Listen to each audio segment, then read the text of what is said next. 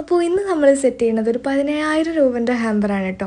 അപ്പോൾ 10000 രൂപ ഇതിൽ അങ്ങനെ ക്യാഷ് ആയിട്ട് വെക്കാൻ പറഞ്ഞിട്ടുണ്ടായിരുന്നു. അപ്പോൾ അത് ഞാനൊരു റാപ്പിംഗ് ഷീറ്റ് വെച്ച് റാപ്പ് ചെയ്ത് നല്ല സേഫ് ആയിട്ട് തന്നെ വെച്ചിട്ടുണ്ട്. ഇനിയിപ്പോൾ ക്യാഷിൻ്റെ പാക്കറ്റ് പൊട്ടിക്കുമ്പോൾ ഇൻ കേസ് അത് കീറിപ്പോയാലോ എന്ന് വെച്ചിട്ട് ഞാൻ ഓപ്പൺ എഴുതിയിട്ട് ജസ്റ്റ് ഒന്ന് അവിടെ കട്ട് ചെയ്ത് കൊടുത്തിട്ടുണ്ടായിരുന്നു. എന്നാൽ പിന്നെ അവിടെ ജസ്റ്റ് ഒന്ന് കീറി കൊടുത്താൽ മതിയല്ലോ. അങ്ങനെ അത് ഞാൻ മാറ്റി വെച്ചു. എന്നിട്ട് 2 വാച്ച് ആദ്യം വെച്ച് കൊടുത്തിട്ടുണ്ടായിരുന്നു. പക്ഷെ അത് താഴ്ന്നു പോയപ്പോൾ ഞാൻ വിചാരിച്ചു ക്യാഷ് വെച്ചിട്ട് അതിൻ്റെ മുകളിൽ വാച്ച് വെക്കാം, അപ്പോൾ ഒന്ന് സെറ്റായി നിന്നോളൂന്ന്.